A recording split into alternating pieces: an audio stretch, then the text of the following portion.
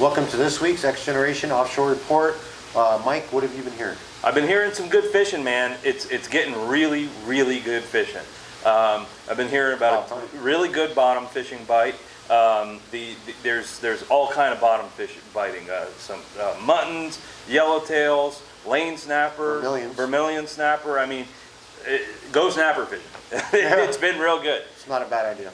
Been some cobia being caught in the mix while snapper fishing and all that. So, you know, this is the time of the year we always tell you to have a spinning rod ready with your favorite cobia jig, or, you know, have a bait ready to slip right out if a cobia shows up, because this is the time of the year that everybody starts talking about, oh, I had 2 cobia swim up to the boat, I wasn't ready for them. So have something ready for the cobia this time of the year. And also the permit and the pompano. The permit not so much as the pompano, but if you go up north, the pompano bite has been hot. Although the weather's been simmering down, when we had that rough weather, the beach was stirred up and allowed these pompano to bite. But now that it's simmered down a little bit, it is a little bit harder to catch them. But we have this front coming through, so it might stir up the beach a little bit more. And this is up north, guys. So how far up north? Where are you Hope Sound to even Hope Sound and north of there. Mm-hmm. And just to add to that, the bluefish have been biting up there too. As well. And big ones. There was one time, big ones, 15-pounders plus. And there was one time past weekend they were catching them right off the beach. Yeah. So I mean, right off the Lake Worth Pier. So I mean, the bluefish have been around, which is kind of rare at this time of year. But we had those cold. We're still getting these cold fronts, and we got this other one just came through right now. So yeah. But let's talk about what's really the hot fish. The hot fish. It's been that dolphin, that wahoo. Yep. I know the dolphin. You got your reports. Mm-hmm. What have you been hearing? So the dolphin have been from everywhere, from the reef all the way to way offshore. But the hot spot is from 400 feet out to the swordfish grounds, which is like 1,600 feet. So those are the hot spots. Now, have they been finding, running and gunning, looking for weed lines, or is it something that you're just trolling out in the blind and trying Both. So the swordfish guys really did great on the dolphin because they were out there sword fishing, and, you know, just like I say with the cobia, have something ready, and they had things ready and they caught dolphin. But the guys running and gunning, they didn't quite make it out. Most of the guys I talked to didn't quite make it out to the swordfish grounds because they caught dolphin well before 1,600 feet. They were catching them in like 600 feet. So, but it is that time of year, guys. Yeah. The dolphin bite is going to be hot for the next couple of months. There's been all kinds of weeds out there and all kinds of stuff. And the wahoo. And now this is rare because a lot of people don't understand that this time of year you don't normally catch wahoo. I mean, you can. It's something you don't really target, but the moon phase was right. The cold fronts were right. Everything, the weather, everything was right for this weekend.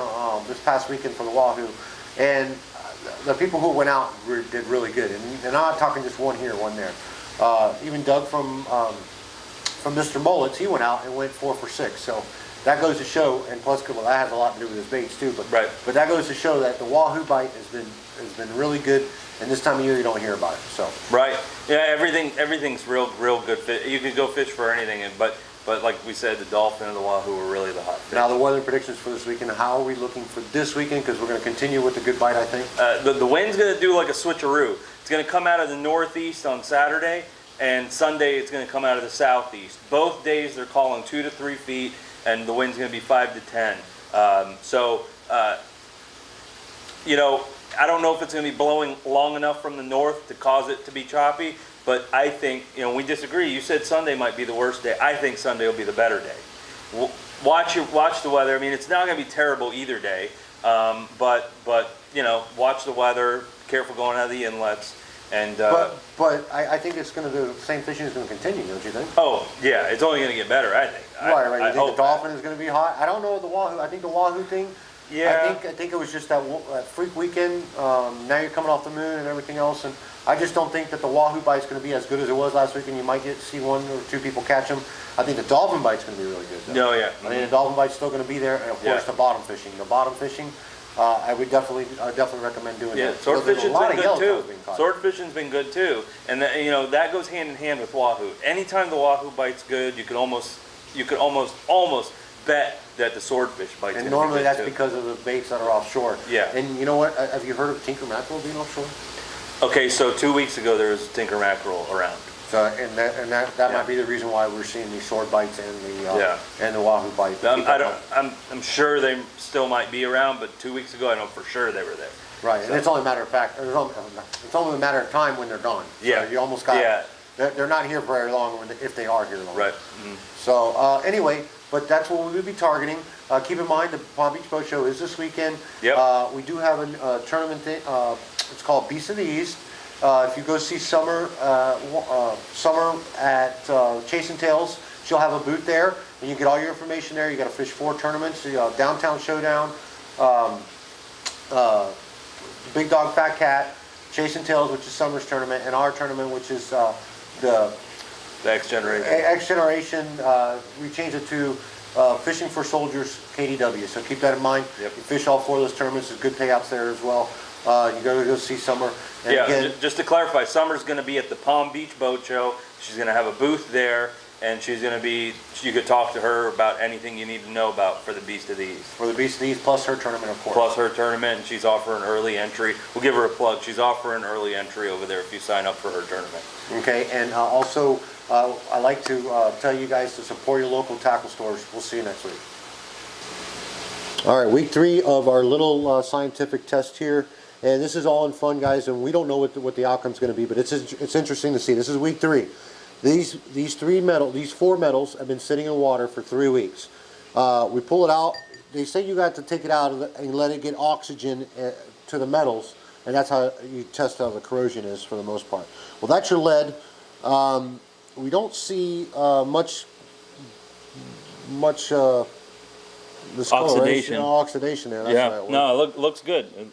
The water's a little, murky, but that's just because it's 3 weeks old. Now, the dirtiest water is this galvanized one. You can start seeing it turn yellow. And here's your hook here. Okay, and I start seeing a little bit of rust there. Yeah.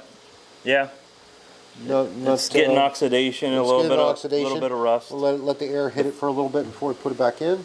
But the water is getting dirty on this one. It seems to be the dirtiest. Yep. More dirty. This one is the aluminum. Look at that. Yeah. You're starting to see some oxidation It's there as well. Yep. Starting to see some tarnish right there. Yeah. You get to see, there's some tarnish there. It doesn't look more like rust. It looks more like tarnish.